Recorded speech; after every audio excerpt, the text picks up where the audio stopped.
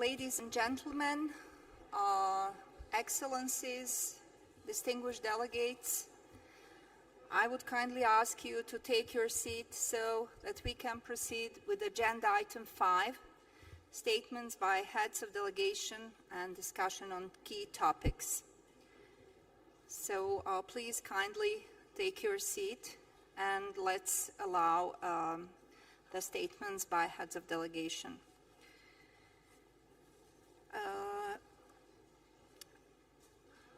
I would like to urge you to keep your statements to no more than 5 minutes so that all delegations that wish to speak can have opportunity to do so.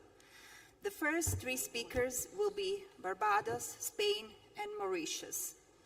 I now turn the floor over to the representative from Barbados, Honorable Mr. Adrian Ford, Minister of Environment and National Beautification, Green and Blue Economy, for the first statement.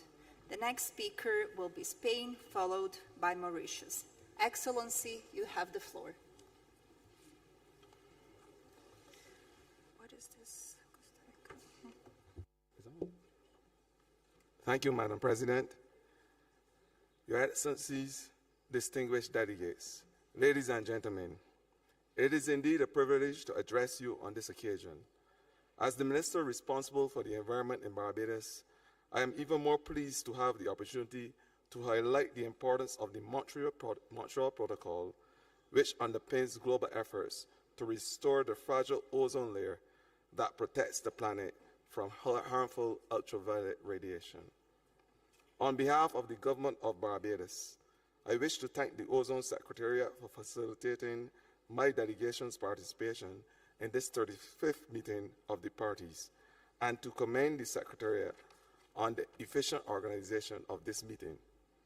My delegation also wishes to express our gratitude to the government and people of Kenya for hosting this meeting and for your kind hospitality. Distinguished delegates, decisive multilateral action on environmental threats and challenges positively impacts the health, social and economic well-being of countries and citizens. Accordingly, as a party to the protocol, my country has contributed to and benefited from such action. As a result of our ongoing efforts, I am pleased to share that Barbados attained the 35% hydrofluorocarbon reduction target in 2020, transitioned to an all-electronic licensing system that monitors hydrofluorocarbon consumptions, and developed a national cooling strategy to augment the transformation of our refrigeration and air conditioning sector. To reach successful milestones, we have utilized a balanced approach of policy, legislation, capacity building, education, and cooperation activities. Consequently, Barbados has managed to achieve and sustain compliance and is presently on track to meet the coming freeze in HFC consumption by 2024 and the 67.5% CFC reduction target by 2025. At this juncture, I wish to express my government's appreciation of the long-standing support provided through the Multilateral Fund and Ozone Secretariat and the implementing agency to support national work program. Ladies and gentlemen, the protocol is an inspiring example of what international cooperation at its best can accomplish. I wish, however, to draw to your attention to a very serious challenge that is of particular importance and concern to Barbados and other developing countries. As we deliberate, we must be mindful that the world is begging us to address the impacts of the El Niño phenomenon. Rising global temperatures have caused a corresponding increased demand of cooling. In fact, this increase in air conditioning usage has led to corresponding increases in the use of fuel-generated electricity and HFC refrigerants. This phenomenon potentially enhances the threat to our collective global efforts to ensure that ozone layer recovery rates remain on track and that global warming does not exceed the 1.5 degrees Celsius above pre-industrial levels. To respond to this circumstance, I propose a three-pronged approach. First, we must rapidly advance measures to develop and support implementation of alternative energy sources to power cooling equipment. Secondly, we must promote enhanced production and consumption of ozone and climate-friendly and energy-efficient cooling systems. And finally, and more importantly, we must ensure that lower global warming potential and energy-efficient cooling systems are available and accessible to all. In this regard, I look forward to working more closely with all parties to eliminate this potential threat. Distinguished delegates, in closing, I wish to thank the parties of Latin America and the Caribbean states for the opportunity to serve as the Vice President representative for our region on the Bureau of the 34th meeting of the parties, and I look forward to serving again.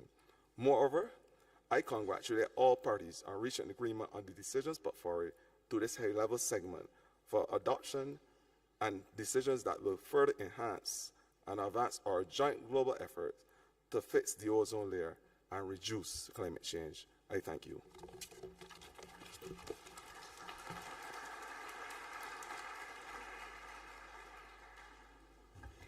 Thank you very much, Your Excellency. I now turn the floor over to the representative from Spain, Honorable Mr. Hugo Moran, Secretary of State of Environment of Spain, who will speak on behalf of the European Union and its member states. The next speaker will be Mauritius, followed by Kyrgyzstan. Excellency, you have the floor. Señora Presidenta, President, Excelencias, Your Excellencies, distinguidos delegados, distinguished señoras y delegates, ladies and señores. gentlemen. En nombre de la Unión Europea y sus On behalf of the 27 European Estados Union and its miembros, 27 member me states, gustaría expresar mi Spain would agradecimiento a like to Kenia express its gratitude to por su Kenya for its excelente hospitality hospitalidad, in así como hosting por su the papel 35th como meeting of anfitrión parties, de la and in 35ª playing their reunión role de as las its partes host for the y a la meeting. Secretaría del Would also like to thank Ozono the Ozone por el Secretariat apoyo for its prestado a support las to the partes a lo parties largo de todos through the estos many años years de of the actividad Montreal del Protocol's Protocolo de activities Montreal. Señora Presidenta, and ensuring the el smooth Protocolo de running of this Montreal meeting. es un ejemplo The claro Montreal de Protocol los is a clear beneficios example que of the puede benefits suponer that la global cooperación cooperation global para can la bring to protección del medio environmental ambiente. protection. De hecho, en estos 36 In años these de 36 cooperación years of multilateral, multilateral cooperation, el the Protocolo de Montreal Montreal se ha Protocol convertido has en el become tratado the most internacional successful más environmental exitoso, treaty. ayudando a It has prevenir los prevented the enormes enormous efectos negative adversos effects de la of radiación UV ultravioleta radiation sobre from la the salud sun humana, on la human superficie health, terrestre the Earth's y la surface biosfera. and its biosphere. Por ejemplo, gracias al instance, protocolo se han thanks to evitado protocol, millones we've de helped to casos de prevent millions of cánceres de piel cases y of skin cataratas, cancer and eye así cataracts, como as well as daños a damage los to crops cultivos and y ecosystems. ecosistemas. Como As we saben, know, the hoy el Protocolo de protocol Montreal also también makes a contribuye a la significant protección contribution to climática. climate protection. En In 2016, en 2016, Kigali, in todas Kigali, las partes all parties decidieron asumir decided la to take responsabilidad responsibility for por the el creciente growing consumo y consumption producción and de production of hidrofluorocarbonos, hydrofluorocarbons, potentes gases de efecto HFCs, invernadero utilizados potent para greenhouse reemplazar gases used to sustancias replace controladas controlled que agotan la ozone-depleting capa de ozono. substances. En este In this sentido, cabe regard, destacar que hasta it el is momento noteworthy that 155 155 partes parties han have ratificado la enmienda ratified de the Kigali. Kigali Amendment so Pero la far. ciencia nos advierte But con science warns us contundencia loud and clear. de que nuestro Our planeta planet se is está warming at calentando a an una velocidad unprecedented and alarmante. shocking rate. Ya estamos We are already percibiendo all los feeling the impactos de la impacts of crisis climate climática. crisis. El plazo para The cumplir el timeframe límite in de which we can still 1,5 keep to grados 1.5 se está degrees acercando centigrade rápidamente limit is fast y por eso approaching. no podemos conformarnos We con lo should que hemos therefore not logrado. rest on what we have achieved so Debemos far. seguir trabajando We must juntos work y seguir together avanzando and go porque cada beyond what has décima de already been incremento de la achieved temperatura que under the logremos Montreal evitar Protocol. cuenta. Every tenth of a degree Cuanto of menor sea el temperature increase máximo must que be alcance el avoided. calentamiento global, The lower the menos temperature at which global perjudiciales serán warming las peaks, the consecuencias. less harmful En consequences este will be. contexto puedo In this anunciar que la context, I Unión can announce Europea that the EU está is en in el the process proceso of de finalizar finalizing la the revisión revision de su of its legislación own domestic interna, legislation, lo que permitirá a la which will Unión allow Europea the dar pasos EU to take adicionales. such additional steps. Los logros del The Protocolo de achievements of the Montreal protocol have only solo been han sido possible posibles con with el the apoyo continued continuo de support of all todas the las institutions involved. instituciones involucradas. Como As partes, parties, valoramos we highly enormemente la value the importancia de las bases scientific basis for our científicas decisions para and sustentar the nuestras expertise the decisiones, assessment panels así provide. como los conocimientos que proporcionan los paneles de evaluación. Esperamos que este expect trabajo that siga their work ayudando a will las continue partes to y assist the proporcionándoles parties el mejor and apoyo provide posible. the best possible La Unión support to them. Europea continuará The prestando EU will apoyo continue to provide financiero financial para las support labores de los for the work of paneles, the panels, además de las contribuciones over de and los above Estados the member miembros al states' presupuesto contributions ordinario. to the regular budget as En well. los últimos 4 Over the años, past la 4 gran years, cantidad de the sustancias abundance que of agotan la capa de ozone-depleting ozono substances ha in the disminuido en la atmosphere atmósfera. has decreased. Gracias a ello, la recuperación Thanks de to la this, the capa de ozono recovery está of the ozone avanzando layer is y se progressing, espera que la and columna it's total hoped de that the ozono en el total Atlántico ozone vuelva a column los in the niveles de los Antarctic años is 80 expected to en return to torno al 1980s levels 2066. by around Sin embargo, el 2066. Protocolo de Montreal However, y the sus protocol partes and its continuarán parties afrontando continue to nuevos face problemas new y retos environmental problems and ambientales. challenges. Hace 31 31 años, years ago, en la cuarta at the reunión de las fourth meeting partes, of se the creó el parties, Fondo the Multilateral multilateral fund para was facilitar established que las to enable partes alcancen parties y to mantengan achieve el and cumplimiento maintain de los compliance objetivos with the del objectives Protocolo of de the Montreal. protocol.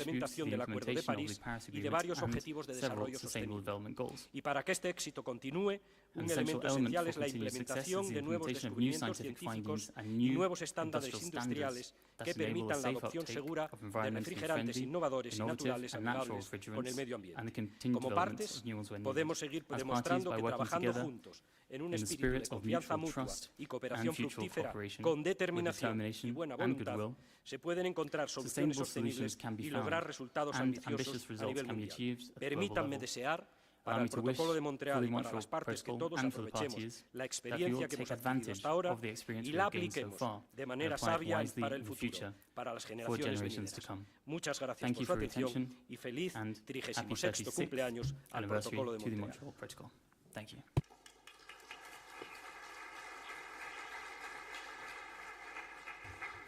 Thank you very much, Your Excellency, for speaking on behalf of European Union. And now I would like to turn the floor over to the representative from Mauritius, Honorable Mr. Kaidas Ramano, Minister of Environment, Solid Waste Management and Climate Change. The next speaker will be Kyrgyzstan, followed by China. Excellency, you have the floor. Thank you. Madam President, Excellencies, distinguished delegates, ladies and gentlemen. First of all, allow me, on behalf of the Republic of Mauritius, to express my heartfelt gratitude and appreciation to the government of Kenya for hosting this meeting and for their warm welcome. I would also like to thank the Ozone Secretariat for the excellent organization and arrangements made for the meeting. Madam President, let me take this opportunity to congratulate you on your nomination to chair this high-level segment and assure you of the full cooperation and support of my delegation. I would like today to pay tribute to all those people who initiated actions for the Montreal Protocol. Today, undoubtedly, the world is witnessing the tremendous progress in the efforts to protect the ozone layer and at the same time to reduce the emission of greenhouse gases. This success would not have been possible without the active participation and commitment of all parties to the Montreal Protocol. I can only wish that the lessons learned from the implementation of this highly successful protocol, particularly in relation to the cooperation between member states, could also be adapted to other multilateral agreements. Considering the proceedings of various meeting sessions of the past few days, we have all noted with great satisfaction the openness and frank discussion displayed during the various sessions. Indeed, such honesty and transparency have over the years become a trademark of this protocol. In my humble opinion, this is one of the reasons of the success of this protocol. Madam President, my country, the Republic of Mauritius, similar to other small island developing states, is highly vulnerable to both the impacts of climate change and ozone layer depletion. Conscious of these facts, environmental protection and sustainable development are given top consideration in the Mauritian government's agenda.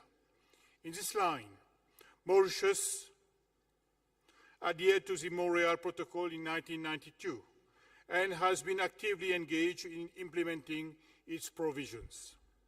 We have phased out chlorofluorocarbons, CFCs, in 2005, 5 years ahead of the set target of 2010. And in the same vein, we are now committed to phase out HCFCs by the year 2025, again 5 years ahead of the set target of 2030. The Republic of Mauritius has also ratified the Kigali Amendment on the 1st of October 2019, and preparatory works in view of the development of the Kigali Implementation Plan is in progress. 2 consultants have been recruited to undertake a national survey on HFC use and their attribution. We are expecting that the Kigali Implementation Plan, which will be carried out in collaboration with the GIZ, to be ready by the first quarter of 2024. Madam President, let me take this opportunity to mention a few other actions that are being implemented at our level. First, a database for trade in HFCs refrigerants has been established since 2020. 2, training of trainers with regard to the RSC sector related to use of natural refrigerants such as ammonia, carbon dioxide, and hydrocarbon is ongoing. 3, Regular training of technicians of natural refrigerants is conducted. In view to promote the use of carbon dioxide and ammonia, a cascade system has been set up at the training institution as a demonstration project.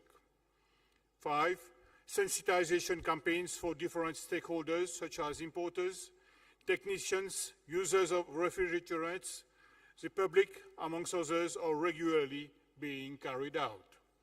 Madam President, as a concluding remark, allow me on behalf of the government of Mauritius to sincerely thank the Multilateral Fund, the Ozone Secretariat, our implementing agencies, namely GIZ and UNEP, and our donors for their guidance and unflinching support. We rely on their continuous financial and technical assistance to ensure the smooth implementation of the provisions under the Montreal Protocol and its Kigali Amendment.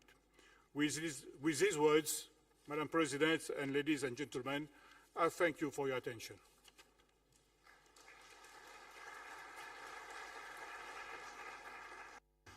Thank you very much, Excellency. This was exactly 5 minutes.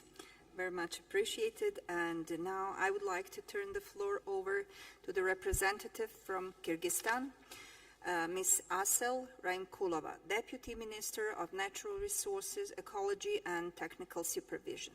The next speaker will be China, followed by Somalia.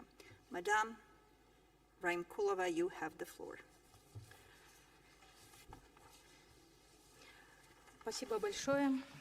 Уважаемая госпожа президент, уважаемые делегаты, делегация Кыргызстана хотела бы высказать глубокую признательность правительству Кении и озоновому секретариату за прекрасно организованное совещание сторон Монреальского протокола. Мы также поздравляем вновь избранных президента, 35-й конференции сторон, вице-президентов и членов рабочих органов протокола и желаем им больших успехов и плодотворной работы.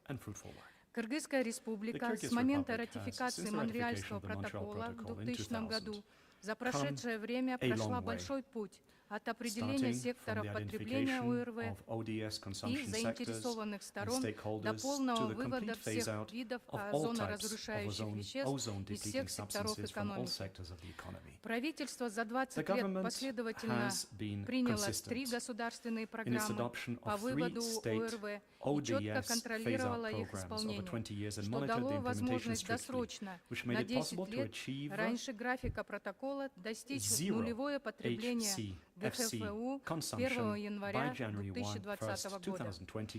Вопросы изменения климата и защиты озонового слоя всегда занимали важное место в государственной политике Кыргызской Республики, что неоднократно подчеркивалось в предыдущих заявлениях Кыргызстана на конференциях сторон.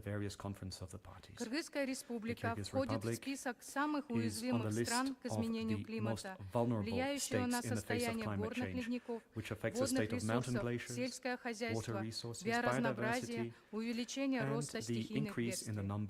Президент страны, выступая на 26-й конференции ООН по вопросам изменения климата в Глазго, Шотландия, в 2021 году, определил амбициозные цели государства по предотвращению изменения климата, установив новые параметры снижения выбросов парниковых газов на 44% к 2030 году и достижения углеродной нейтральности к 2050 году. С ратификацией Кигалийской поправки Кыргызстаном в 2020 году начался процесс по выполнению обязательств по снижению потребления ГФУ и повышению энергоэффективности в рамках Монреальского протокола и Парижского соглашения по изменению климата. По некоторым важным вопросам текущей повестки дня 35-й конференции сторон кыргызская делегация хотела бы отметить следующее. Первое. Кыргызстан поддерживает предложенную корректировку к Монреальскому протоколу, представленную Кубой.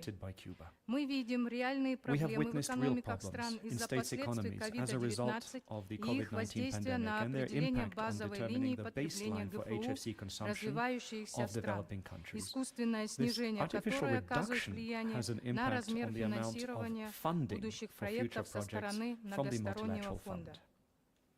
Второе. Secondly, Существующий технологический демпинг energy-efficient из развитых technologies стран неэффективного and technologies with оборудования, lower в zero котором global warming используются potential, устаревшие хладагенты, using, for сводит на example, нет obsolete наше refrigerants, устремление к reduces to naught our энергоэффективным aspirations прорывам. for energy В связи efficiency с этим breakthroughs. Кыргызстан In this regard, поддерживает Kyrgyzstan проект supports решения, the draft предложенный decision Ганой proposed by в Ghana отношении to прекращения stop экспорта the export устаревшего of оборудования, obsolete equipment основанного на ОРВ и based on ГПУ из ODS and развитых стран в HFC from развивающиеся. developed to Мы developing хотели бы countries. сослаться на решение 27-й we would like конференции to draw your сторон attention to the избежания decision нежелательного of the импорта 27th продуктов Conference of the и Parties оборудования, on содержащих preventing unwanted ГХФУ imports of products или and equipment containing or использующих using их, которое было HCFCs, представлено Кыргызстаном which was в presented by 2015 Kyrgyzstan году in совместно с 2015 Арменией, with Белоруссией, Armenia, Европейским Belarus, Союзом the European и Union, Российской and the Федерацией. Russian Federation. Аналогичный подход к регулированию a оборудования и similar товаров approach на to основе managing ГФУ equipment может and быть goods использован based в on проекте решения, HCFCs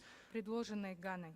is contained in the draft Третье. decision В proposed by отношении Ghana. выявления Thirdly, пробелов with в regard to глобальном identifying охвате gaps атмосферного in мониторинга, the global coverage of регулируемых atmospheric веществ monitoring и of regulated вариантов мер по substances усилению and такого options for мониторинга, strengthening such monitoring, определение подходящей identifying местности suitable для возможного locations for проведения possible замеров с high-frequency высокой measurements, периодичностью и отбора and проб в регионах, sampling не in охваченных или regions not недостаточно or охваченных insufficiently действующим covered by мониторингом existing атмосферы. atmospheric monitoring. Кыргызстан хотел бы Kyrgyzstan предложить would like to использовать propose имеющийся that потенциал the existing национальной научной potential станции capacity по озону of the ИСЭКУЛь, ISIC основанной на National Ozone Research Station 1989 established году back in и 1989 исправно and which has функционирующей operated по ever since настоящее время be utilized для for исследования стратосферы stratospheric над регионом studies Центральной Азии. in the Central Asian Уникальное region. расположение станции unique в location of the экологически station, чистом the регионе environmentally clean планеты, region of the planet, вдали от промышленных far центров, from industrial позволит centers, мировому would научному allow the global сообществу scientific community непрерывно to изучать влияние continuously study the непредвиденных impact of выбросов unanticipated emissions of регулируемых regulated веществ и substances обеспечить and ensure долгосрочный long-term monitoring мониторинг of the атмосферы, atmosphere, озона of и the ozone, of ультрафиолетового ozone излучения. and ultraviolet radiation. Надеемся, что в We ходе cherish the hope конференции сторон that during делегаты this примут conference of the необходимые parties, решения delegates по will всем make the вопросам necessary повестки decisions дня regarding all на agenda основе items консенсуса. and will do so by Благодарю за consensus. внимание. I thank you.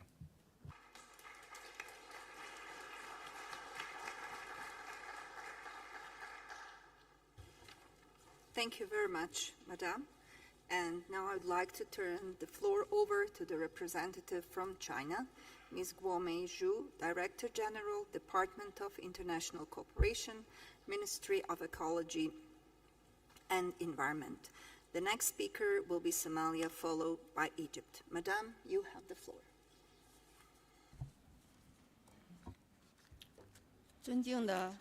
Distinguished Madam President of MOP35, distinguished delegates, colleagues, ladies and gentlemen. First of all, on behalf of the Chinese delegation, I would like to thank the government and the people of Kenya for their warm hospitality and the Ozone Secretariat for their thoughtful arrangement for the meeting. I would like to congratulate the chair's election and the bureau's election. This year marks the 36th anniversary of the Montreal Protocol.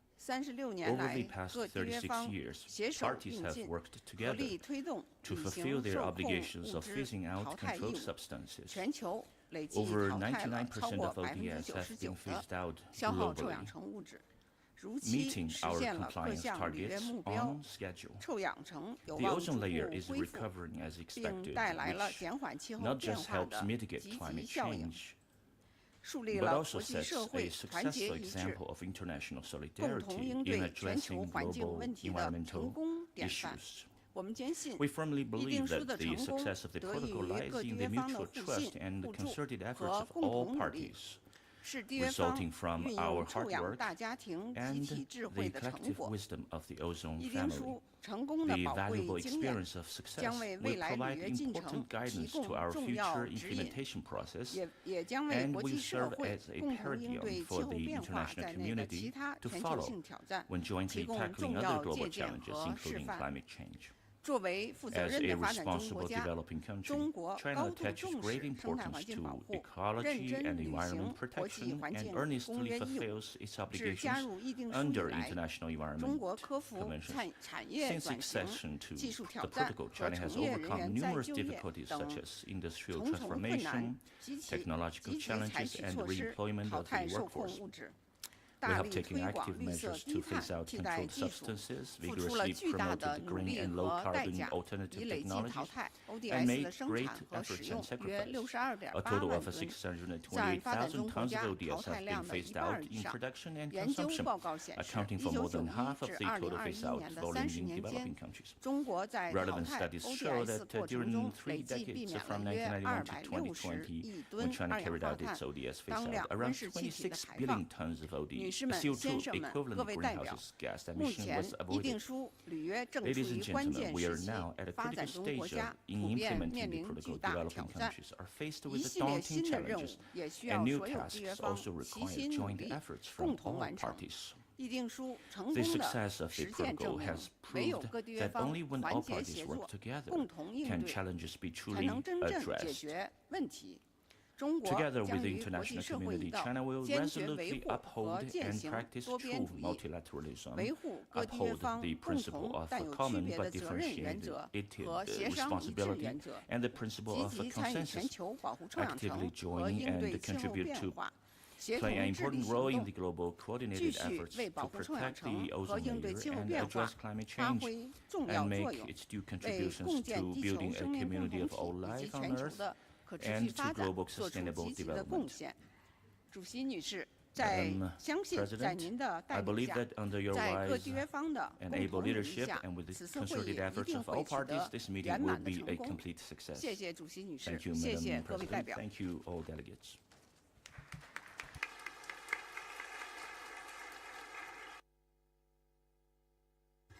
Thank you very much, Madam. And now I'm turning the floor over to the representative from Somalia, Mr. Adam I. Ohirsi, Minister of State, Ministry of Environment and Climate Change.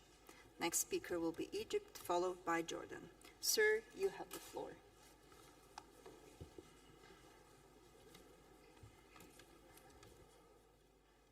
Thank you very much. Madam President,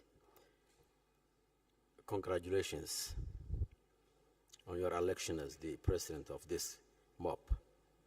Somalia wishes you success in all your future endeavors. I am honored to represent the Federal Republic of Somalia at this crucial meeting of parties for the Montreal Protocol. First, I would like to thank the government and the people of Kenya for the warm hospitality. I also wish to equally appreciate the UNEP Ozone Secretariat for impeccably and diligently organizing this very effective and splendid meeting. Madam President, Somalia acknowledges the critical importance of this international agreement in safeguarding the Earth's stratospheric ozone layer, that vital shield that protects life on our planet from harmful ultraviolet radiation.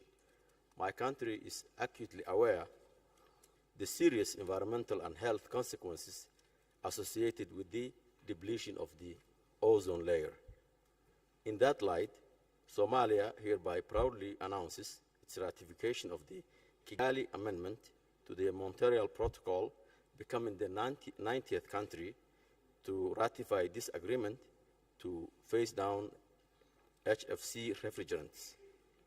This decisive step, it wasn't easy, reflects our unwavering dedication to the global efforts to phase down the production and consumption of HFCs and mitigate negative impact that it causes to our climate. Madam President, Somalia is undeniably one of the most vulnerable countries to climate change. The challenges we face are formidable, ranging from intensified droughts and floods to escalating temperatures.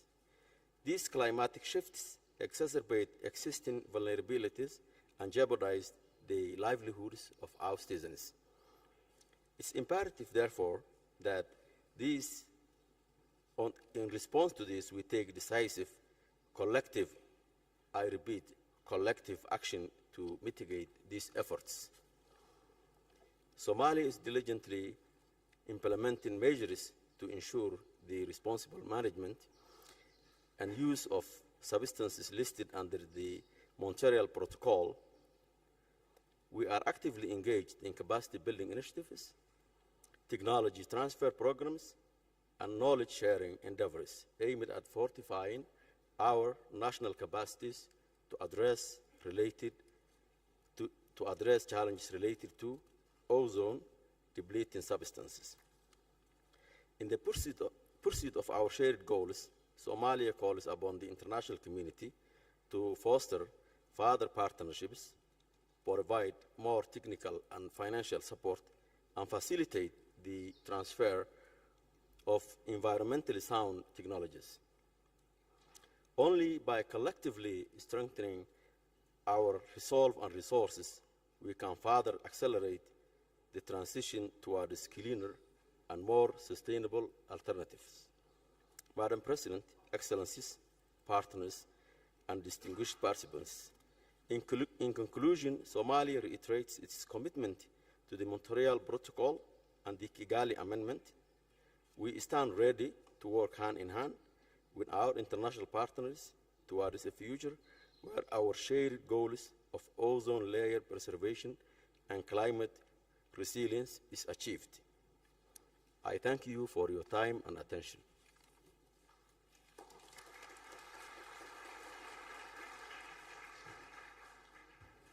Thank you very much, sir. Now I would like to turn the floor over to the representative from Egypt, His Excellency, Mr. Wael Attia, Ambassador and Permanent Representative of Embassy of the Arab Republic of Egypt. To announce next speaker will be Jordan, followed by Mozambique.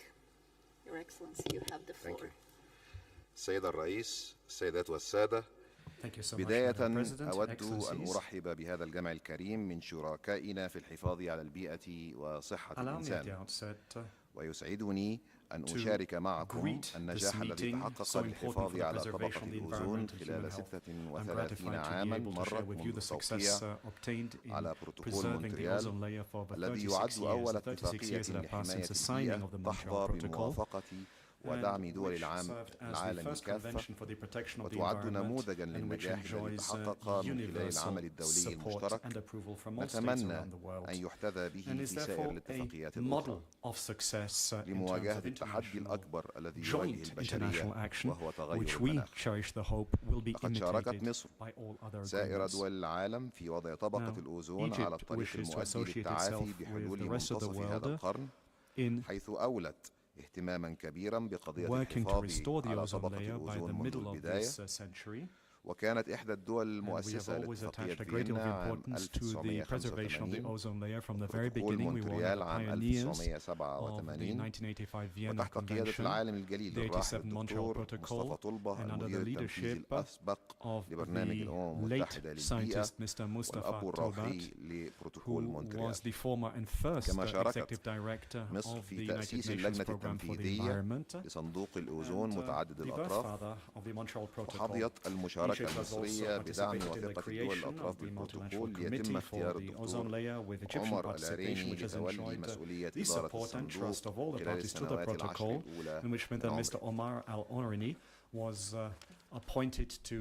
وعلى الصعيد الوطني فقد أنشأت مصر أول وحدة أوزون وطنية في الدول العربية والأفريقية، ونفذت الوحدة في عام 1993 أول مشروع على مستوى العالم للتخلي عن استخدام المواد المستنفذة لطبقة الأوزون، وبدأت مصر منذ ذلك الحين في تنفيذ برنامج طموح لحماية البيئة وطبقة الأوزون تضمن تنفيذ العديد من المشروعات الاستثمارية والتجريبية لإحلال المواد الصديقة للبيئة محل المواد المستنفذة لطبقة الأوزون في مختلف القطاعات الإنتاجية. ولقد نجحت مصر في التخلي عن استخدام نحو 99.3% بالمائة من المواد المستنفذة لطبقة الأوزون، وتقليل الانبعاثات بما يقرب من 18 مليون طن مكافئ لغاز ثاني أكسيد الكربون، وما تزال تعمل على استكمال برنامج التخلي عن المواد الهيدروكلوروفلوروكربونية التي تؤثر بصورة كبيرة في تفاقم ظاهرة الاحتباس الحراري، وتستهدف خفض استهلاك تلك المواد بنسبة 70% بحلول نهاية عام 2024 والتخلص التام من جميع المواد المستنفذة للأوزون بحلول عام 2030. سيد الرئيس، لقد صدقت مصر على تعديل كيجالي الذي يدرج المركبات الهيدروفلوروكربونية ضمن جداول المواد الخاضعة لرقابة بروتوكول مونتريال، تدعو الدول التي لم تصدق عليه بعد إلى سرعة إنهاء الإجراءات الوطنية اللازمة، وتأمل في أن يسهم تعديل كيجالي في وقف انبعاث ما يزيد عن 105 مليون طن مكافئ لغاز ثاني أكسيد الكربون، مما يسهم في جهود خفض متوسط درجة حرارة كوكب الأرض بمقدار نصف درجة مئوية بحلول عام 2100. إن مصر عاقدة العزم من خلال تحقيق التوازن بين إن مصر عاقدة العزم على تحقيق التوازن بين التنمية والتقدم وحماية البيئة وحقوق الأجيال القادمة، وذلك من خلال الحفاظ على البيئة وحماية طبقة الأوزون ضمن أمور أخرى، عبر التعاون مع الشركاء المحليين والإقليميين والدوليين لاستحداث أساليب مبتكرة وتقنيات حديثة تسهم في حماية البيئة والحفاظ على طبقة الأوزون وفي تحقيق التنمية المستدامة وأجندة 2030. سيد الرئيس، تلحظ مصر بمزيد من القلق تزايد محاولات إقحام قضايا سياسية خلافية على جداول أعمال المنظمات والمحافل الدولية الفنية، ومنها اجتماعات الدول أطراف بروتوكول مونتريال، ومن ثم تعيد التأكيد على أهمية الحفاظ على التعاون السائدة في إطار بروتوكول مونتريال لتجنيبه المبارزات السياسية. في الختام، لا يفوتني التعبير عن عمق الشكر وخالص التقدير إلى كل العاملين بالصندوق متعدد الأطراف لبروتوكول مونتريال ولكافة الأطراف والشركاء الدوليين والإقليميين والمحليين الذين يقدمون الدعم الفني والمالي لضمان استمرار العمل الدولي المشترك للحفاظ على سلامة البيئة وصحة الإنسان. كما أتوجه بعظيم الامتنان لحكومة وشعب كينيا على كرم استضافة هذا المؤتمر الدولي. شكرا.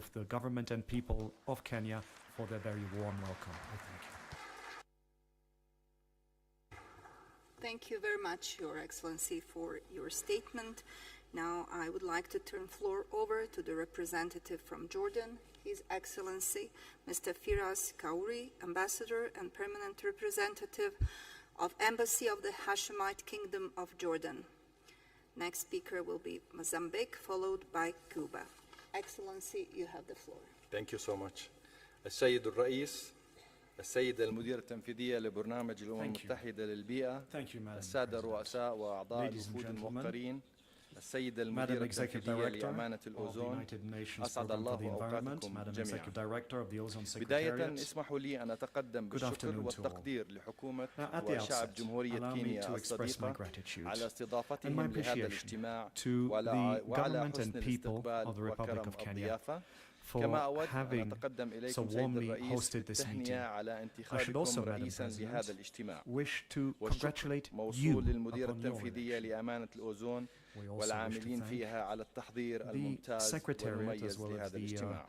السيد الرئيس، السادة الحضور، إن بلد الأردن كان من أوائل الدول التي انضمت إلى اتفاقية فيينا وبروتوكول مونتريال في عام 1989، والأردن قد صادق على كافة تعديلات البروتوكول بما فيه تعديل كيغالي الذي صادقنا عليه في عام 2019. وبموجب هذا التعديل فقد أصدرنا التشريعات وأنظمة التراخيص لضبط استخدام واستيراد وإعادة تصدير المواد الخاضعة للرقابة بموجب البروتوكولات وتعديلاتها.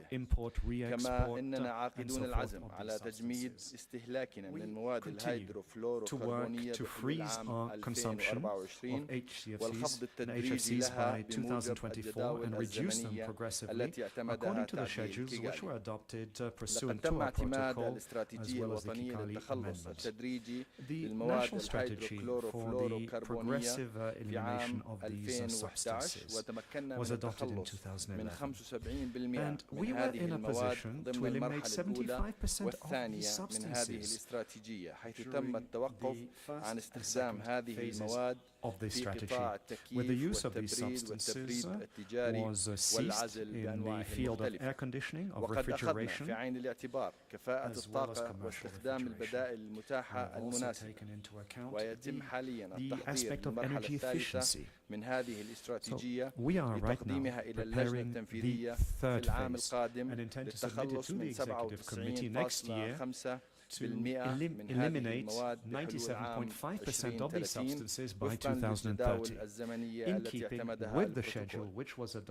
السادة الحضور، إن تعديل كيغالي أضاف أعباء كثيرة على الدول النامية من تنفيذ مشاريع تجريبية لاختبار البدائل ذات معامل الاحترار العالمي منخفضة وتحديد احتياجات القطاعات الصناعية وبناء القدرات والتدريب، بما فيها تطوير أنظمة الترخيص ونظام الحصص للاستيراد وإعادة التصدير للمواد الخاضعة للرقابة، بالإضافة إلى تحديث التشريعات وأسس ومعايير ممارسة المهنة وإجراءات الحصول عليها، وكذلك إعداد المواصفات والقواعد الفنية لمواد التبريد القابلة للاشتعال والذات السمية العالية، بالإضافة للأجهزة والمعدات التي تحتوي عليها، وكذلك تحديث أنظمة السلام العام، مما يتطلب منا اعتماد موازنة كافية للأعوام الثلاث القادمة 2024 إلى 2026 للتوسع في تنفيذ المشاريع التجريبية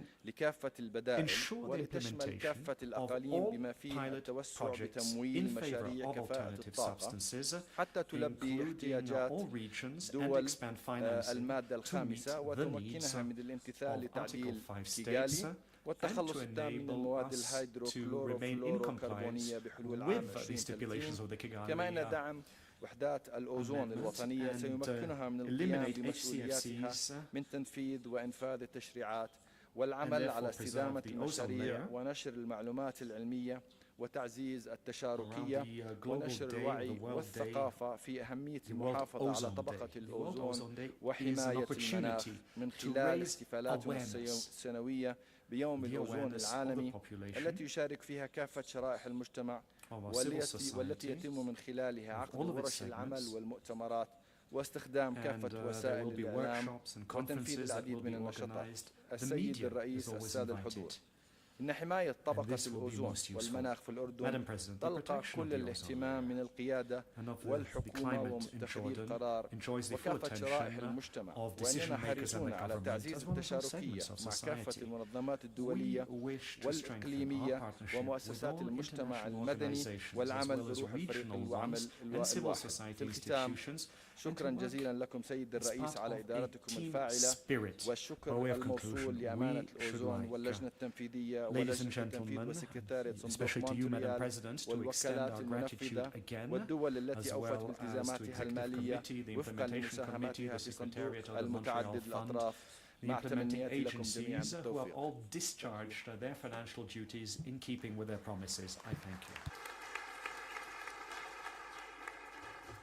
Thank you very much, Your Excellency, for your statement. Now I'm giving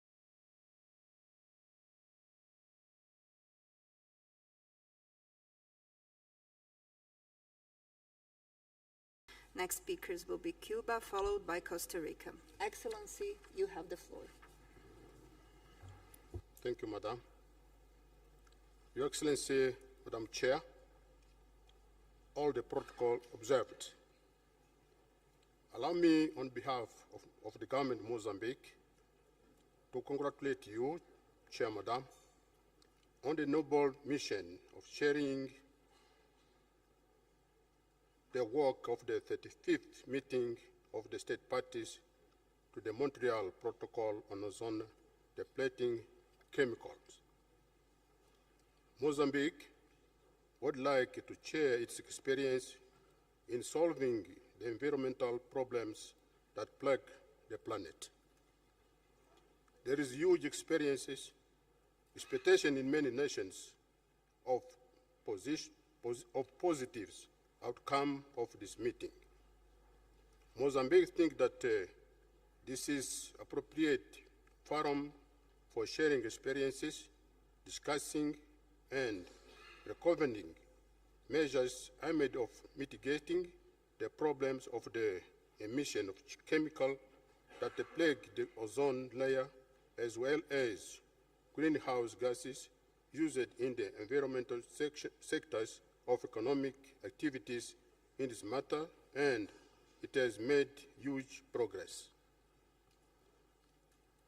Likewise, Mozambique approves in 2019 the resolution that ratified the Kigali Amendment to Montreal Protocol on Sustainable that deplete the ozone layer, an instrument that allow the management of substances harmful to human health, the environment, and the national economy.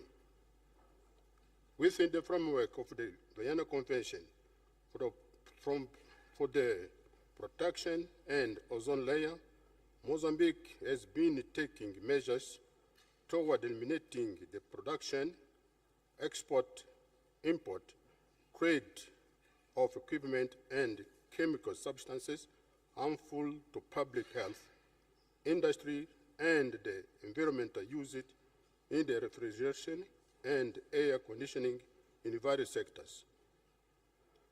Due to its geographical location, Mozambique is a victim of natural phenomenon that annually devastate the entire coastline of the country, so it has natural obligation to contribute with concrete actions for the environment.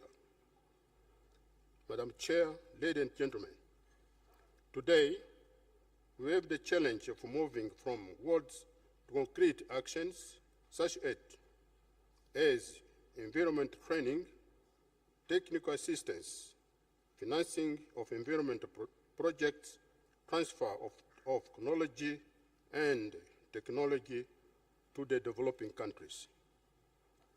Mozambique recognizes the challenges for the effective implementation of the Vienna Convention, Montreal Protocol, for the protection of ozone layer. This desideratum requires the involvement of different stakeholders to achieve the noble cause of protecting the atmosphere for the generation to come. Allow me to conclude, Madam Chair, by thanking the support given by the Multilateral Fund, the Ozone Secretariat, and all implementing agencies, partners in supporting our effort in order to comply and implement the provisions of the Montreal Protection Protocol in my country, which has allowed us to achieve important results in reducing imports of HCFCs, chemical substances. I would like to take this opportunity to express Mozambique's desire to host the next meeting of the state parties to the Montreal Protocol on ozone depleting chemical, and for that we do count on your support. Thank you, Madam Chair.